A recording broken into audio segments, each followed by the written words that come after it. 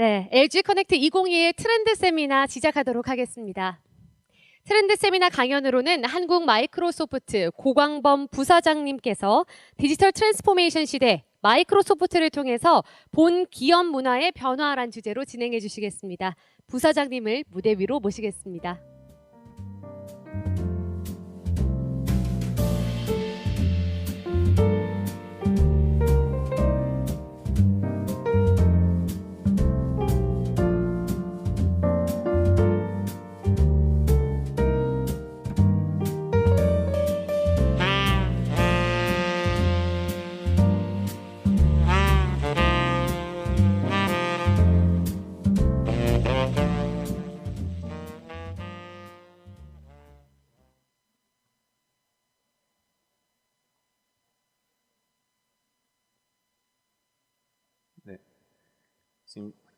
네, 안녕하세요. 저 방금 소개받은 한국 마이크로소프트 엔터프라이즈 커머셜 부문장을 맡고 있는 고광범이라고 합니다.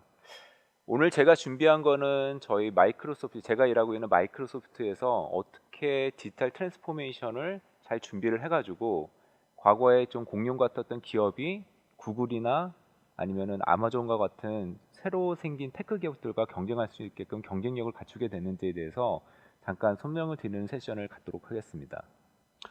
먼저 제 소개를 간단히 드리자면 저도 사실은 이렇게 마이크로소프트를 레프리젠터티브에서 말할 수 있을 정도의 큰 마이크로소프트 히스토리를 알고 있는 사람은 아니고요. 전 이전에는 보스턴 컨설팅 그룹 그리고 뭐 EY 엑센추어에서 디지털이라는 부분을 컨설팅해가지고 일했던 그 컨설턴트였습니다. 근데 제가 이전에 컨설팅 경험을 통해서는 항상 디지털 혁신이라는 주제로 기업들이 변해야 된다, 디지털 혁신을 해야 된다 이런 얘기를 많이 말씀을 드렸는데 사실은 실제 엔터프라이즈 입던 전통 기업들 같은 경우에 디지털 혁신이라는 거를 바꾸는 부분들이 생각보다 쉽지 않았던 부분이 있었습니다. 때로는 그런 부분들이 이제 컨설턴트들한테 당신이 컨설팅을 똑바로 못했기 때문에 이런 거 아니냐라는 그런 오해도 많이 받아봤고 실제 현업들이나 아니면 실제 기업들의 임직원들의 변화 관리에 대해서 되게 어려운 점들을 직면을 하기도 했었는데요. 그런 부분을 통해서 제가 이제 마이크로소프트에 온 지 이제 1년 3개월 정도 지났는데 거기서 왜 이런 마이크로소프트 같은 거대한 공룡 기업들이 디지털 혁신을 성공할 수 있었는지에 대한 단초 실마리를 좀 찾을 수 있었던 계기가 되었습니다. 그래서 오늘은 제가 준비한 내용들은 그 내용에 대한 부분을 45분 정도의 시간을 가지고 여러분들께 짧게 공유할 수 있는 그런 자리를 갖도록 하겠습니다. 먼저 시작하기 전에 한번 좀 비디오를 보겠는데요. 제가 마이크로소프트 온 지 얼마 안 돼가지고 출연한 첫 번째 데뷔작이긴 합니다. 그래서 좀 민망하긴 한데 한번 이거 보시고 나서 그 다음에 좀 설명을 드리도록 하겠습니다.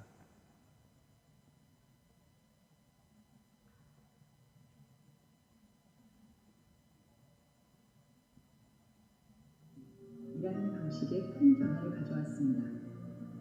마이크로소프트는 어떻게 일하고 있을까요? 네, 안녕하십니까. 저는 마이크로소프트에 입사한 지 6개월밖에 안 된 새내기 기업 영업 총괄을 맡는 고광범이라고 합니다. 저희가 미팅을 할 때 각자 각기 다른 장소에서 팀스라는 도구를 통해서 툴을 통해 가지고 접속을 하고 자유롭게 회의를 하는구나. 그리고 원드라이브라든가 아니면 마이크로소프트 원노트라든가 그런 여러 가지 시스템과 도구를 이용해서 자연스럽게 그 의사결정이나 그런 부분을 잘 미팅 도구를 남긴다든가 그걸 기반으로 해서 다양하게 회의를 자그룹적으로 필요한 자료를 오픈해가지고 공유하면서 논의할 수 있는 부분들이 이 생산성 경쟁력에 좀 충격적인 부분이 많았거든요. 마이크로소프트 선민지입니다.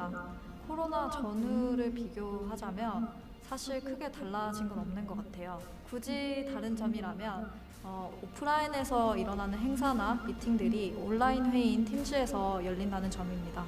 투게더 모드나 실시간 채팅, 화상회의 같은 재미있는 요소들을 통해서 회의를 좀 더 재미있게 진행을 하고 있습니다. 공동 작업, 편집도 바로 할 수 있고요. 모든 업무를 한 개의 허브에서 하고 있어서 소통이 더욱 잘 될 수밖에 없는 것 같아요. 저 같은 경우에 재택근무를 시작하면서 준비하는 시간과 이동 시간이 되게 단축이 됐는데요. 그 시간들을 쪼개서 음악 감상 혹은 강아지들하고 놀아주는 시간들을 더욱 많이 가지고 있습니다. 워라벨이라고 하죠. 워라벨의 밸런스가 되게 만족스러운 것 같아요. 비즈니스의 연속성과 생산성을 유지하며 오늘도 따로 또 같이 일을 합니다.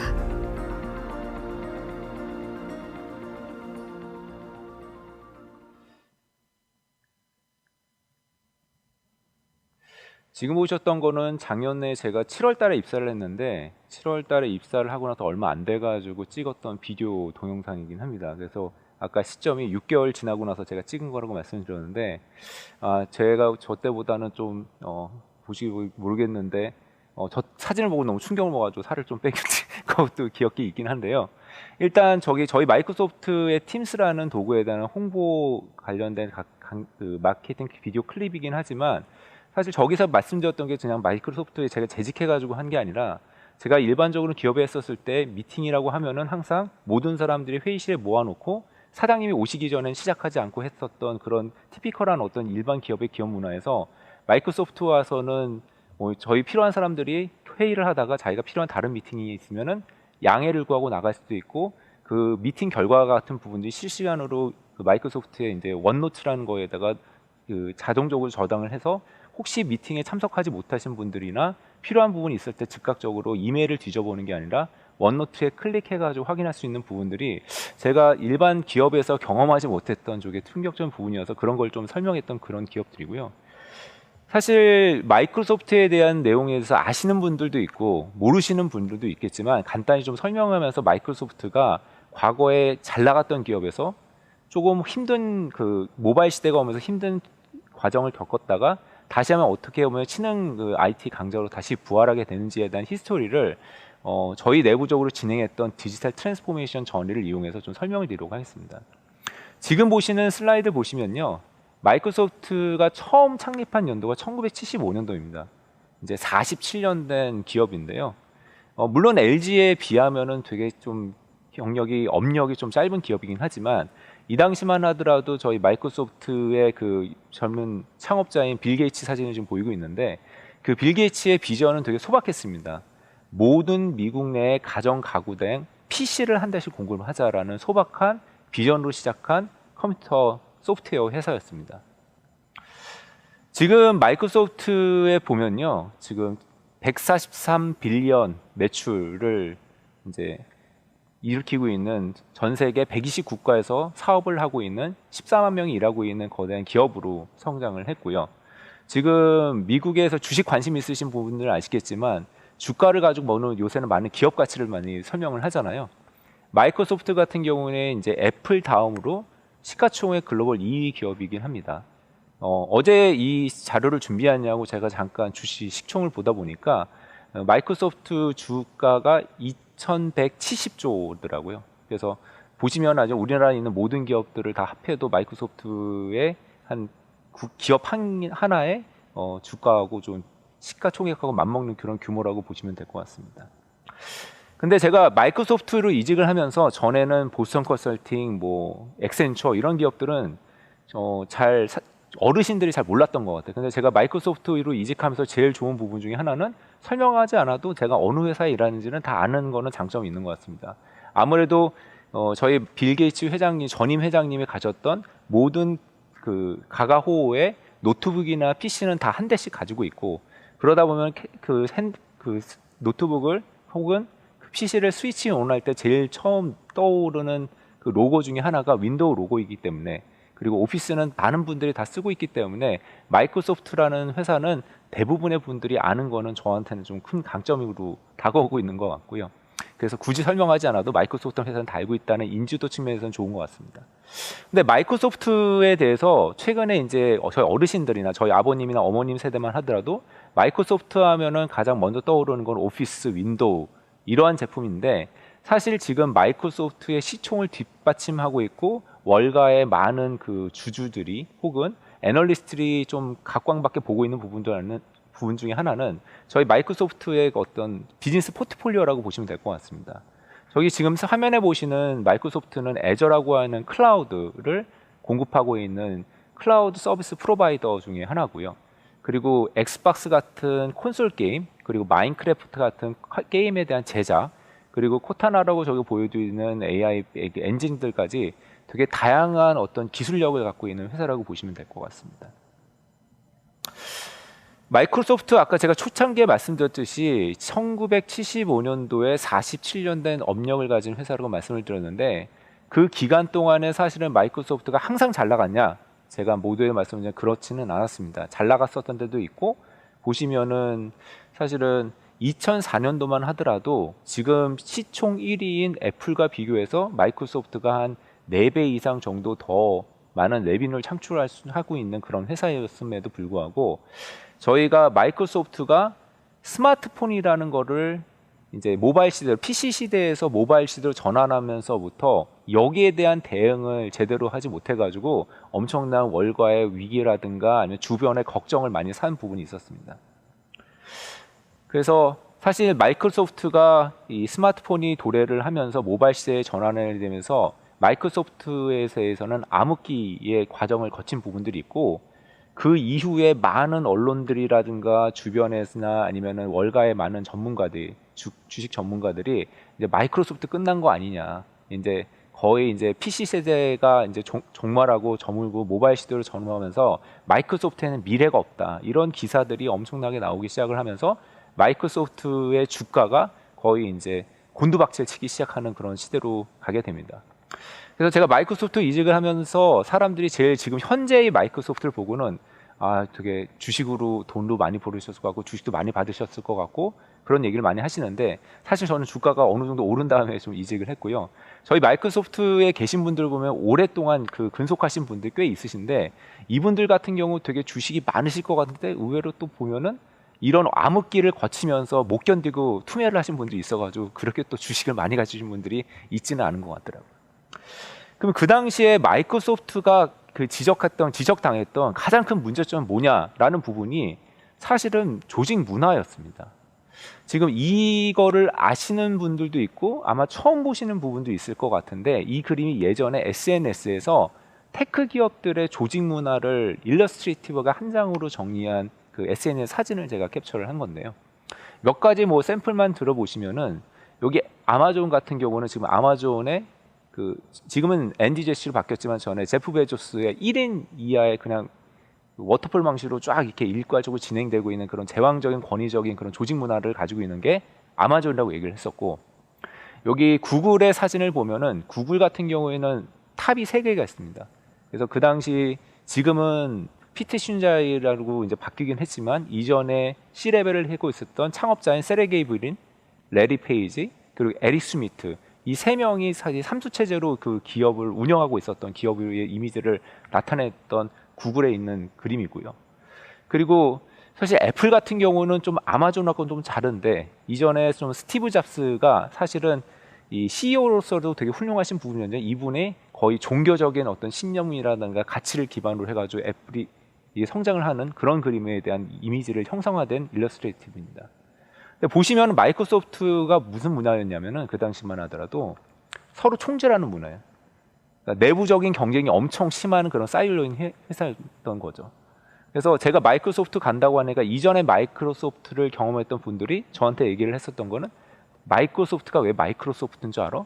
마이크로 매니지먼트하게 마이크로소프트라는 얘기를 하실 정도로 서로 그런 KPI가 되게 많고 그 부서 간에 그 지켜야 되는 룰이라든가 아니면 지켜야 되는 성과 지표라든가 너무나 많아가지고 살아남을 수 없는 그런 문화 그리고 서로 간에 비협조적으로 하는 그런 조직 문화로 되게 유명했던 회사로 IT 업계에서는 되게 유명했었습니다.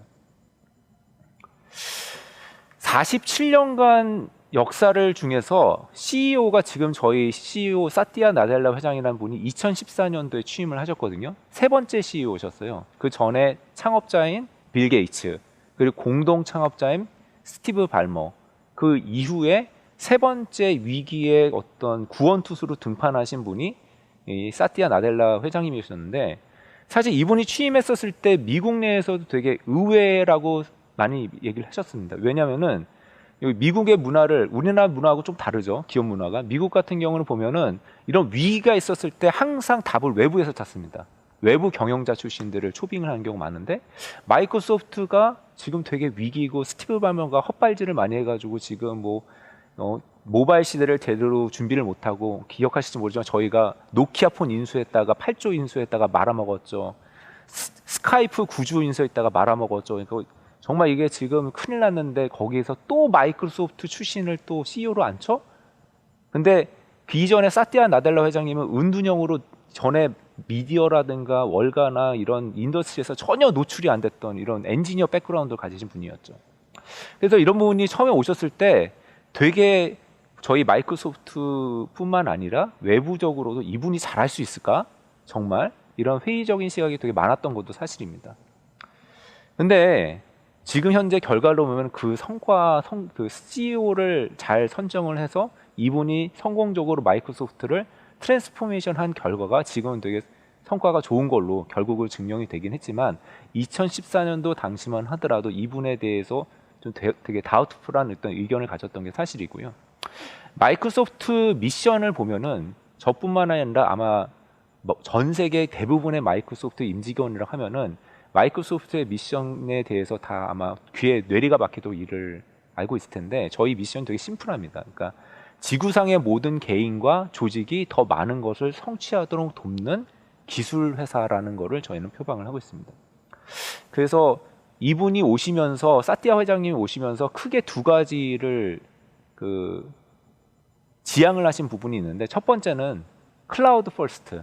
그 전까지 저희가 PC에서 OS나 이런 거 중심 만드는 데서 클라우드를 정말 본격적으로 제대로 해보자 클라우드 퍼스트 전략으로 바꾼 게 첫 번째가 하나가 있고 두 번째가 이전에 마이크로소프트 하면은 되게 유명했던 것 중에 하나가 폐쇄성이었어요. 그래서 예전에 2010년도 이렇게 기억하시는 분 문제인데 처음에 아이폰이나 이런 거 애플 OS에서 마이크로소프트 소프트웨어가 구동이 안 됐습니다.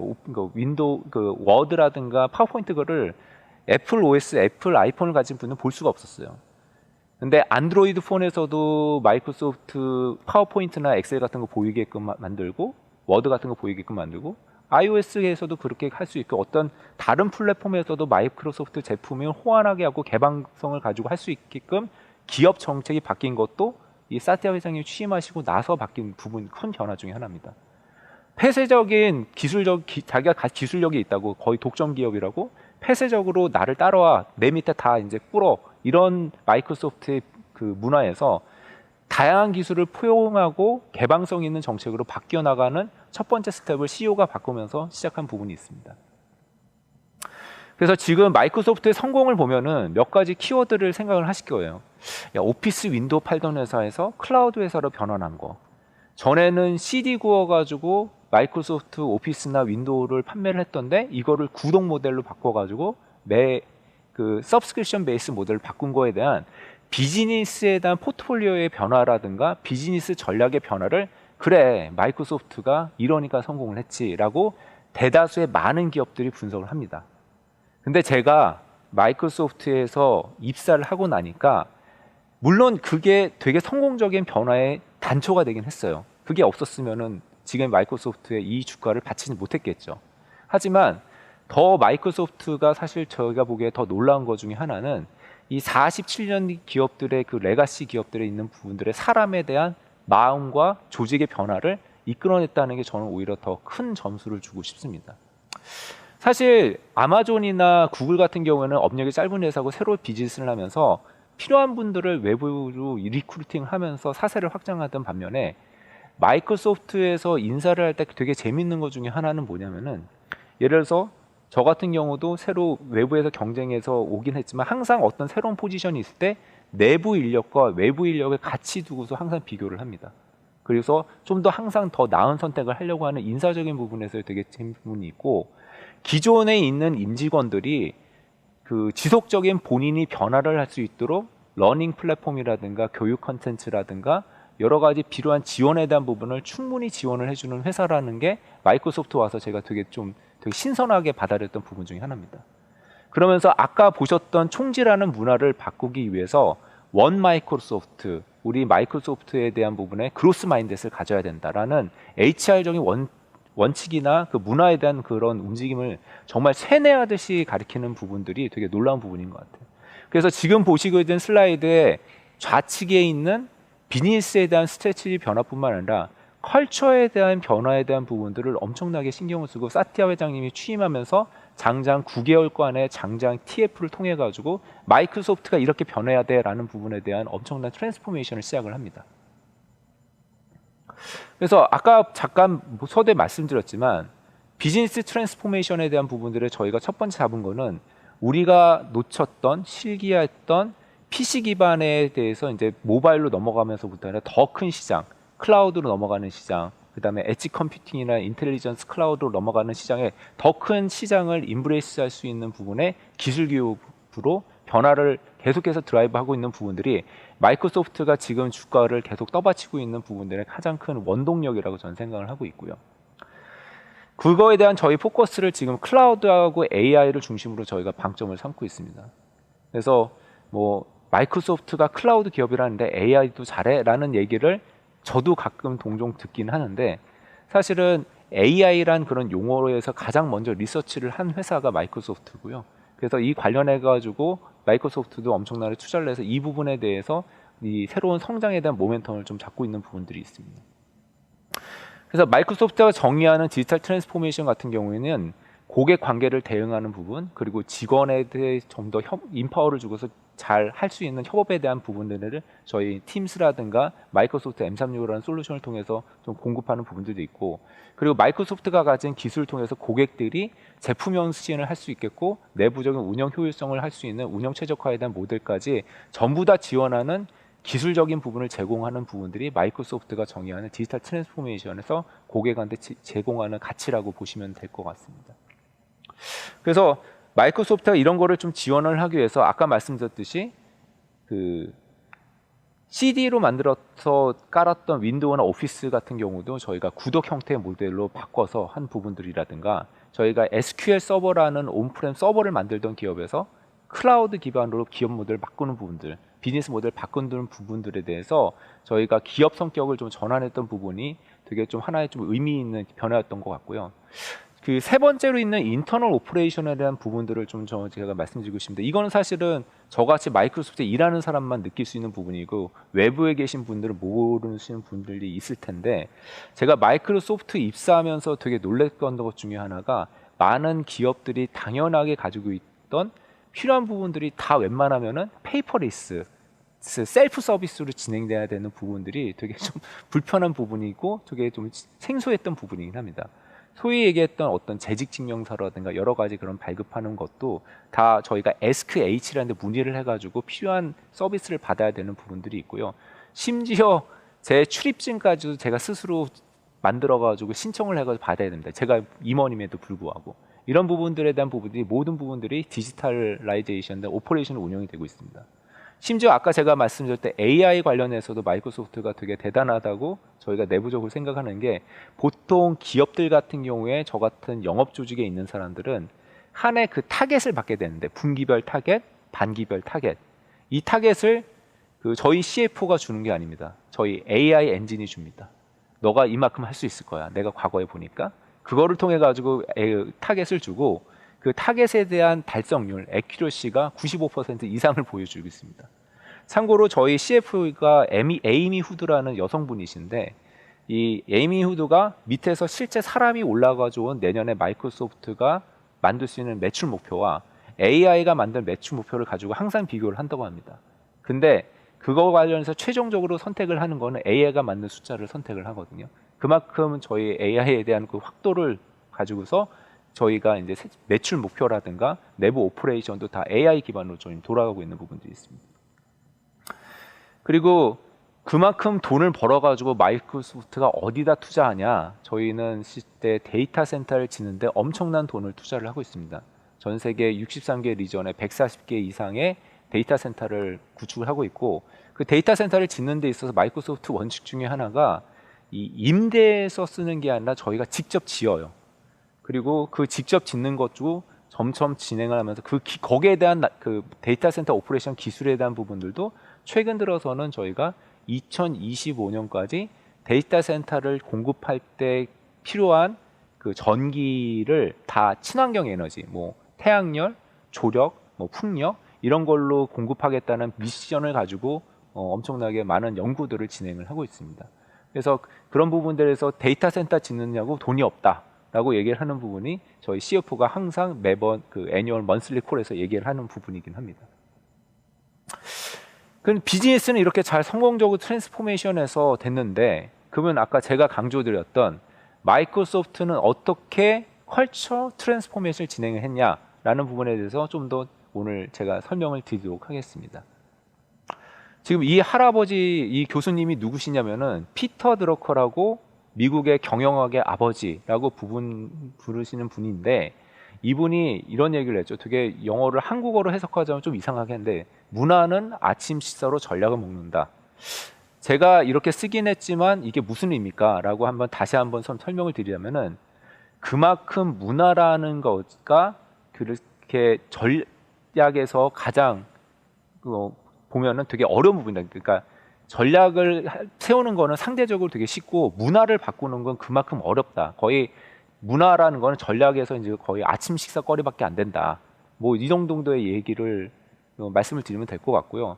그만큼 실제 기업 문화를 바꾸는 게 그만큼 어렵다라는 걸 강조한 키워드라고 보시면 될 것 같습니다. 제가 이전에 지냈던 BCG에서도 되게 재미있는 리포트를 냈는데요. 디지털 혁신이라는 거를 진행을 했었을 때 그런 컬처에 대한 부분을 같이 변화를 동반했던 부분들이 훨씬 더 성과가 좋았다. 그렇지 않았던 기업들보다 성과가 좋았다는 연구 결과도 있습니다. 거의 5배 이상의 차이를 났던 그 리서치 결과를 제가 좀 보여드리고 싶고요.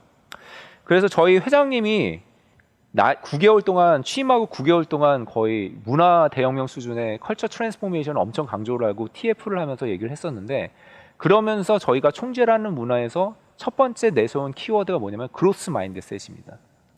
그래서 마이크로소프트에 일하시는 분들은 제일 많이 듣는 워드 중에 하나가 그로스 마인드셋이라는 부분인데, 뭐냐면은 이 그로스 마인드셋이라는 거는 내 것만 챙기는 부분이 아니라 다른 사람들 인브레이스 할 수 있고, 좀 더 그로스한 마인드셋으로 다른 사람을 포용할 수 있고, 그리고 지속적으로 학습하는 조직으로 그 변모를 해야 되는데, 내가 스스로 성장을 위해서 내 스스로도 계속 그로스하는 마인드셋을 가져야 된다라는 두 가지 중의적인 그 의미를 내포를 하고 있습니다. 그래서 마이크로소프트에서 되게 중요하게 강조하는 것 중에 하나가 러닝입니다. 러닝. 여기. 그래서 이거는 제가 좌측에 있는 거는 제가 마이크로소프트 입사한 지 안 돼서 딱 러닝 사이트에 크니까 너는 들어야 되는 교육이 이런 교육이 있고, 너의 롤과 직무와 이런 걸 감안했을 때 이런 교육을 언제까지 끊어야 된다라는 거를 계속해서 두고 있고요. 그 다음에 오른쪽에서 보면은 저희가 에이펙 러닝데이 제가 그 사진을 하나 뜨는데, 보통 일을 하면서 이런 러닝을 하기가 쉽지가 않잖아요. 그리고 주말에 러닝을 또 따로 시간 들어서 한 거는 많은 직원들이 내가 뭐 주중에 열심히 일했는데 주말까지 또 교육을 받아야 돼? 라고 컴플레인이 있을 수 있는 것도 있으니까, 한 달에 한 번은 아예 그냥 회사에서 블럭을 해줘요. 그 시간에 미팅도 잡지 마. 이날은 네가 그동안 부족했던 러닝에 대해서 다 캐치업한 날에서 러닝데이를 해서 그 러닝에 대한 부분을 포스를 합니다. 그리고 제가 조직장 역할을 맡고 있는데, 저희 직원들 중에서 러닝의 그 듀데이까지 지키지 못한 부분은 정말 거의 매일 채팅창이 오고 콜이 오고 그래서 챙기는, 그렇게 해서 직원들에 대한 러닝을 엄청나게 신경을 쓰고 있습니다. 그리고 뭐 이건 여담이긴 하지만 마이크로소프트 러닝 컨텐츠가 재밌어요. 무슨 미드 보는 것 같아요, 정말로. 그래서 그 우리나라에서 제공하고 있는 러닝 컨텐츠하고 조금 수준이 다른 부분도 있긴 있습니다. 그래서 그냥 쭉 읽다 보면 그냥 러닝이 끝나고 간단한 테스트하고 넘어가고 이런 부분들에 있어서 그런 것도 되게 신경을 많이 쓰는 것 같다는 생각이 들긴 합니다. 그래서 아까 가장 중요한 키워드지 않은 그로스 마인드셋 말고도 그 옆에 되게 많이 그 마이크로소프트 다니면 듣는 부분이 있습니다. 커스터머 옵세션, 고객 중심으로 해야 된다. 그 다음에 다이버시티 앤 인클루전을 해가지고 다양성과 포용, 그리고 인력에 대한 채용도 우리나라 같은 경우도 뭐 여성에 대한 인력을 의무적으로 좀 채용하고 해야 된다든가, 그리고 아니면 장애인이라는 부분이라든가. 그래서 저희도 보면 명함 같은 데 보면은 저희가 선택하고 있는데 점자 명함 같은 경우도 하게끔 내가 하고 있고, 실제 이 다이버시티 앤 인클루전에 대해서 엄청나게 그 강조를 많이 하고 있는 부분들이 있습니다. 그래서 교육 중에 제가 이 교육 중에 하나 재밌었던 교육 중에 하나는, 보통 우리 이렇게 회의를 하다가 소위 얘기해서 말 같지 않은 얘기를 하는 거, 답답한 얘기하면 중간에 브레이크하고 막 끼어들고 이런 거 있잖아요. 이런 것도 하지 말라는 교육이 있습니다. 그런 거에 대해서. 잘 들어줘야 된다. 끝까지 제가 이상한 소리를 하더라도 끝까지 잘 들어줘야 된다. 그것도 원 오브 인클루시브한 문화 중에 하나라고 마이크로소프트에서는 되게 강조를 하고 있고, 그 다음에 제가 아까 말씀드린 원 마이크로소프트. 마이크로소프트도 부서가 각시 여러 부서가 있습니다. 클라우드 하는 부서도 있고, 저희가 M365라는 협업 툴, 그 오피스 윈도우 하는 툴도 있고, 엑스박스라는 게임하는 툴도 있는데, 실제 저희가 이전에는 뭐 게임에 대한 부분들에 대한 고객을 가지고 접근을 할 때 엑스박스는 그냥 다른 사업부였어요. 다른 KPI를 가진. 그렇지만 저희가 이제 게임 고객들 대응할 때 혹시 게임 고객사들 중에서 마이크로소프트 엑스박스의 콘솔에다가 같이 게임을 인베드해서 고트마켓 하고 있는 고객이 시고 싶은 고객이 있다. 그런 거는 항상 그런 거를 같이 고객한테 더 큰 나은 밸류를 주기 위해서 어떻게 하면 마이크로소프트가 가진 다양한 포트폴리오를 엮어서 고객한테 더 가치를 제공할 수 있는지를 이제는 막 그런 거를 생각하라고 저희한테 좀 푸시를 하는 부분들도 있습니다. 그래서 마이크로소프트가 가지고 있는 여러 가지 장점과 비즈니스 포트폴리오를 가지고 고객한테 차별화된 가치를 제공할 수 있어야 된다. 그런 거를 엄청나게 장려하는 그런 문화로 좀 바꾼 부분들이 있습니다. 근데 그 바꿨다고 해가지고 그게 제대로 다 조직원들한테 전파가 된다고 한다면은 제가 와서 여기에서 이런 얘기를 안 해도 되겠죠. 근데 마이크로소프트가 그걸 위해서 되게 중요하게 본 중에 하나가 리더십이에요.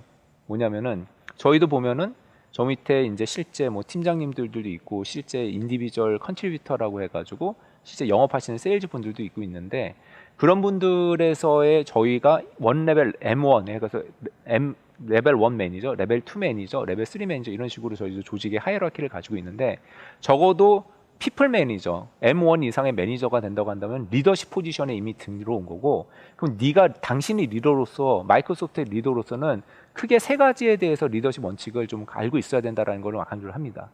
첫 번째는 빙빙 돌려서 얘기하자면 클리어하게 복종을 메시지를 전달할 수 있는 능력이 리더십의 하나의 큰 원칙 중에 하나고 두 번째가 되게 재밌는 부분 중에 하나인데 마이크로소프트의 리더분들 중에서 되게 캄하고 조용하신 분들이 많이 없어요.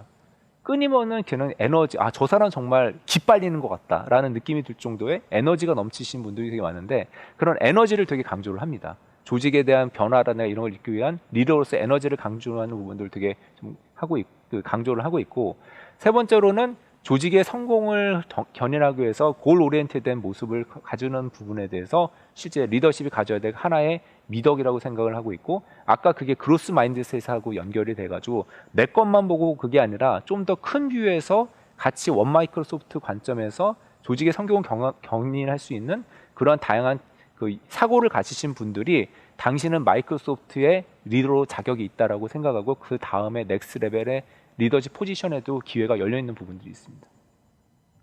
그래서 그 마이크로소프트 피플 매니저라고 하는 사람들을 위한 리더십에 대한 집체 교육도 엄청나게 좀 별도로 강조하고 있는 게 마이크로소프트의 하나의 특징 중에 하나입니다.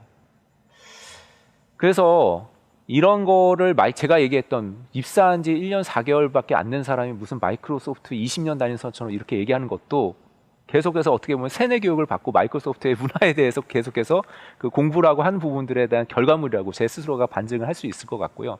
이런 거를 위해서 정말로 일관적이고 반복된 커뮤니케이션을 엄청나게 합니다.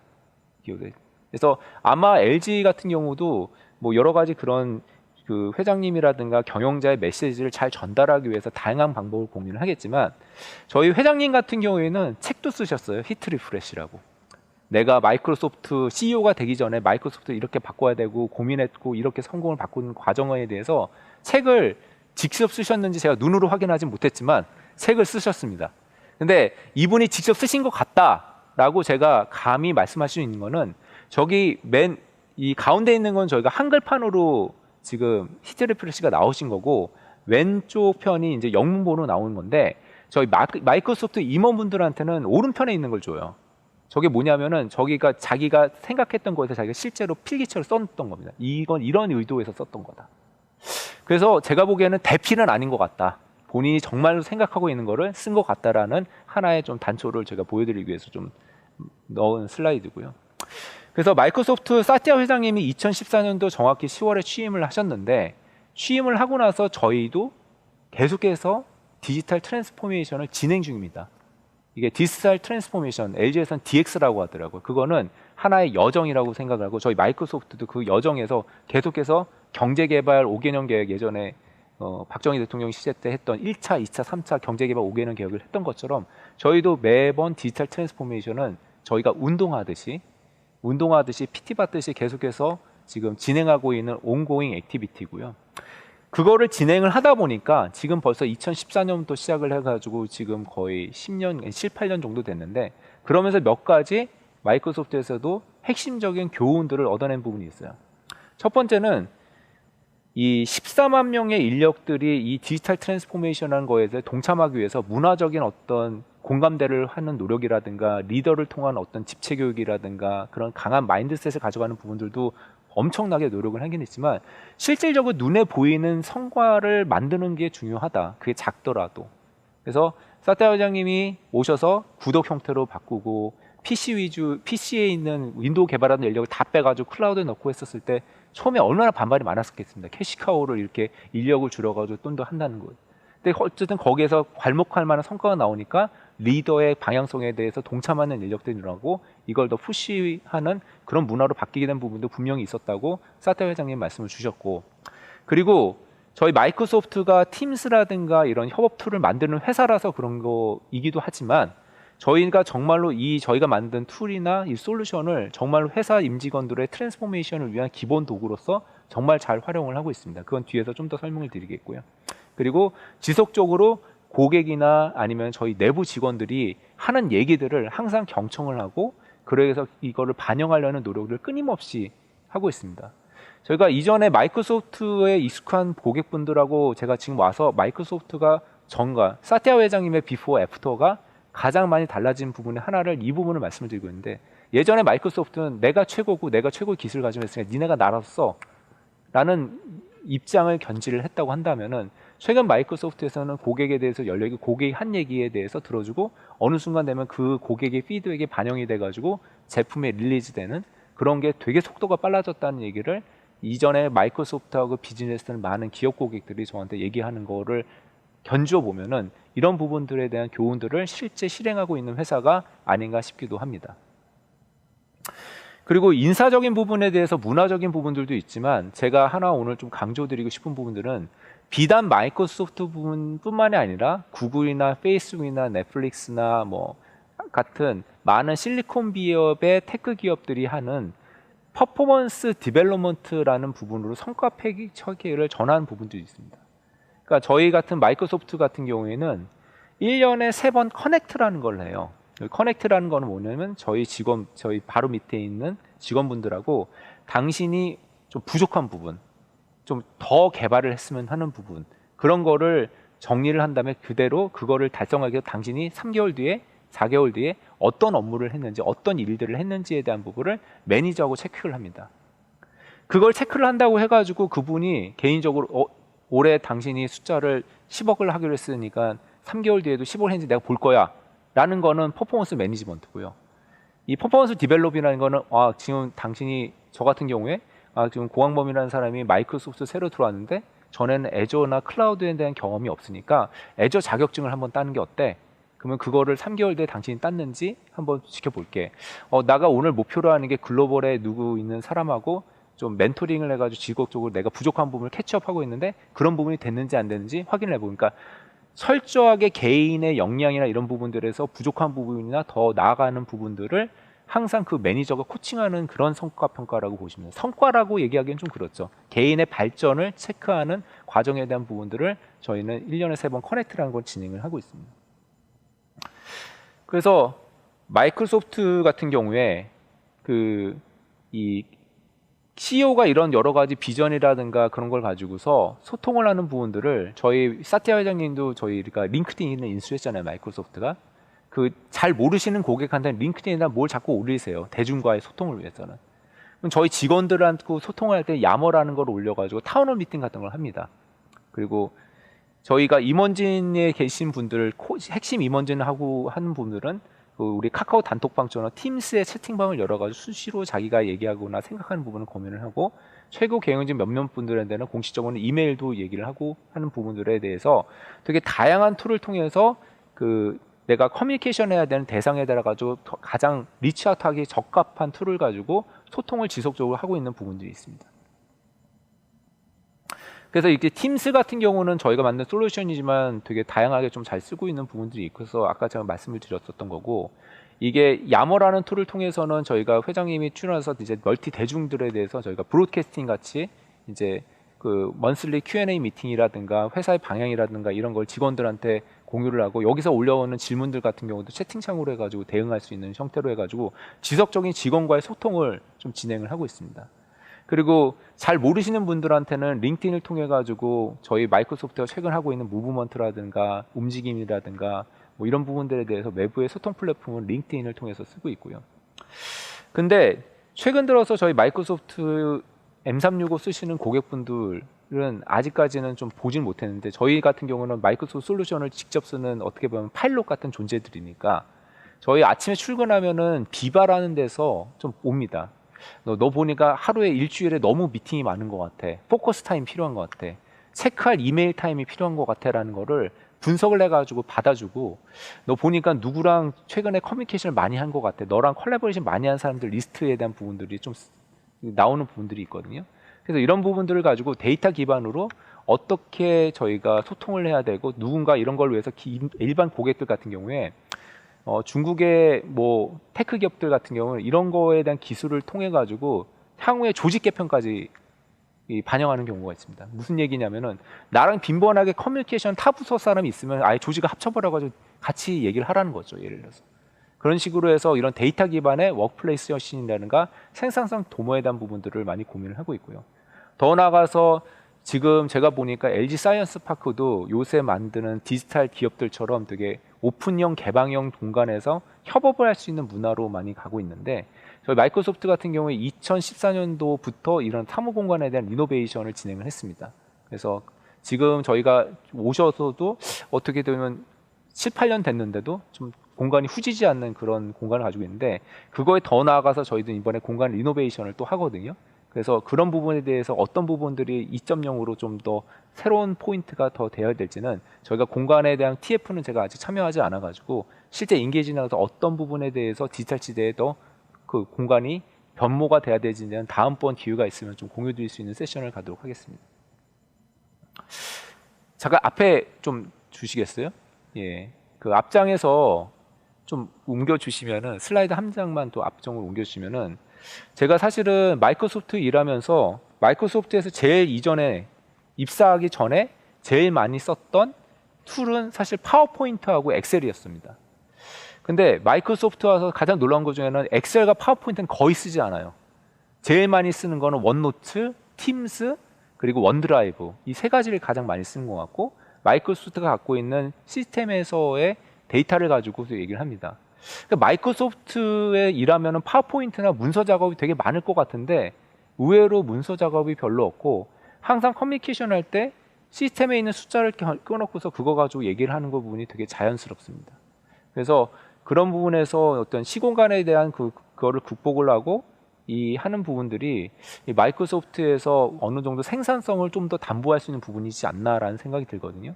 실제 일반 기업들 같은 경우에 뭐 회의를 하거나 미팅을 한다고 한다면 회의를 소집하고 회의 결과를 위해서 파워포인트를 준비하고 경영진을 위해서, 그거 다음에 끝나고 나서 미팅 미닛을 누군가 정리하고 그거를 제대로 되는지 확인하고 그걸 전체한테 임원을 뿌리고 하는 것도 사실은 엄청난 노력이 들어가는 부분이거든요.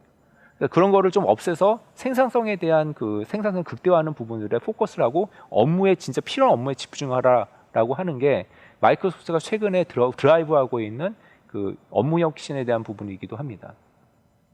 이 슬라이드도 제가 하나 넣었는데, 그래서 이런 실질적인 진짜 데이터 기반으로 의사결정을 하고 파워포인트를 이런 걸 잘 만들지 않습니다. 저희는 의외로. 그래서 시스템을 켜놓고서 시스템에 나오는 숫자를 가지고 의사결정을 하고 회의를 진행하는 그런 문화가 되게 자연스러운 문화라고 하는 부분이고, 아까 이게 제가 말씀드렸던 원노트 기반으로 해서 실제 공동 편집하고 실제 나왔던 내용들에 대한 액션 아이템을 팀스에 있는 채팅창이라든가 원노트에 모든 사람이 볼 수 있는 그 공유 노트에다가 적어가지고 바로 팔로업 액션 아이템을 할 수 있도록 만든 부분들이, 이 부분들이 제가 좀 마이크로소프트 와서 아까 말씀드렸던 좀 충격적인 부분이라고 하는 부분들이 있었고요. 그리고 저희 마이크로소프트의 놈 중에 하나가 되게 신기한 것 중에 하나가, 전에는 저도 이제 비서분이 계셔가지고 팀원분들이 일정이라든가 고객분들의 일정을 할 때 비서분하고 상의하세요. 비서분하고 해서 잡아주시면 됩니다라는 얘기를 많이 했는데, 제가 마이크로소프트에서 제일 놀란 것 중에 하나가 일정 중백된 게 두세 개가 같이 들어가서 제가 선택에 항상 그 순간에 들어오는 부분이 있습니다. 그게 왜 그렇게 됐나라고 보니까 내 일정은 다 오픈을 하는 게 기본 놈이고요. 그렇기 때문에 아까 그런 어드민이나 이런 서포트가 되게 일반 한국 기업이나 그 기업 대비 좀 부족한 부분이 있다고 했잖아요. 일정을 잡을 때 그 빈 일정을 가지고 그냥 이메일을 쏩니다. 그냥 일정에 대해 인비테이션 나가지고. 그래서 만약에 못 들어온다, 내가 저 같은 경우도 미팅이 2개가 중복해서 못 들어온다라고 하면은 친절하게 팀스를 통해 가지고 녹화된 영상을 저장한 다음에 보내줍니다. 너가 못 들었지만 참석을 못했지만 꼭 보고서 의사결정인데 이게 필요한 부분에 피드백을 줘라는 부분이 있기 때문에, 그런 식으로 해서 일정 공유라는 부분들과 회의라는 부분들을 굳이 비서론을 통해 가지고 누가 오거나이즈를 하는 게 아니라 모두 자기의 빈 칼렌더를 오픈하고서 같이 공유할 수 있게끔 그런 식으로 하는 그런 문화가 좀 있는 부분들이 좀 다른 한국 기업들하고 좀 특이한 부분이었던 것 같고요.